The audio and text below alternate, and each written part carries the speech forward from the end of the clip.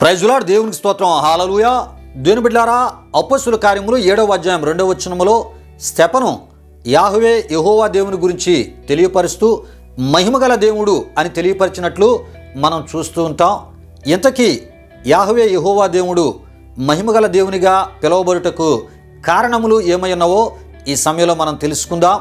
దేవుని వాక్యంలో మనం చూస్తున్నప్పుడు నోవాహు కాలంలో జలప్రళయం వచ్చినప్పుడు నోవాహును అతని కుటుంబాన్ని జీవరాశులను ఓడలోనికి ప్రవేశింపజేసి ఓడలో సంవత్సరము 10 దినాలు దేవుడు పోషించినట్లు మనం చూస్తూ ఉంటాం.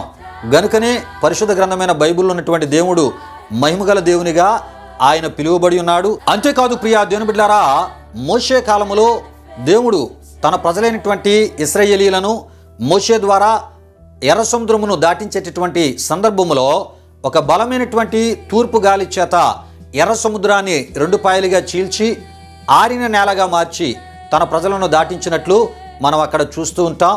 అయితే ఎర్ర సముద్రములో దేవుడు చేసిన మహిమగల కార్యాలు ఏమై ఉన్నవంటే, దేవుడు తన ప్రజలు దాటడానికి తడిగా ఉన్నటువంటి ఆ ఒక నేలను పొడిగా చేయుటకు ఉష్ణోగ్రతను పెంచినట్లు మనం చూస్తూ ఉంటాం. అంతేకాదు నీళ్లను ఐసుగడ్డల వలె ఒక గోడలుగా నిలవబెట్టుటను కూడా మనం చూస్తూ ఉంటాం. అక్కడ ఉష్ణోగ్రతను మరి ఆయన తగ్గించినట్లు మనం చూస్తూ ఉంటాం. అంతేకాదు మరలా ఉష్ణోగ్రతను పెంచి ఐసు ఆ ఒక గోడలుగా ఉన్నటువంటి ఆ నీళ్లను మరలా కరిగించి వేసినట్లు కూడా మనం చూస్తూ ఉంటాం.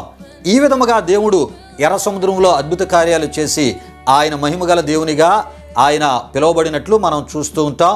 ఆ విధముగా దేవుడు తన ప్రజలైన ఇశ్రాయేలీలను ఎర్ర సముద్రమును దాటించినట్లు కూడా మనం చూస్తూ ఉంటాం. అంతేకాదు ప్రియా దేవుని బిడ్డలారా, యెహోరాము యెహోషాపాతు ఏదోము రాజు మోయాబీయుల మీదకి యుద్ధానికి వెళ్ళినప్పుడు అరణ్యములో త్రాగే నీరు, వారితో పాటు తీసుకెళ్ళినటువంటి నీరు అయిపోయినటువంటి సందర్భాన్ని మనం చూస్తూ ఉంటాం. ఆ సమయంలో త్రాగుటకు నీళ్లు కావాలి.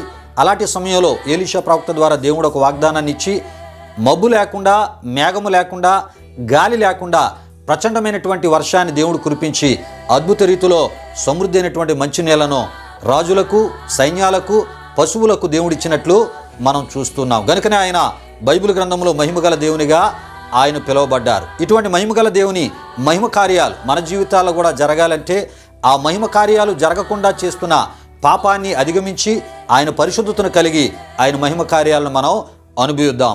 ఆమేన్.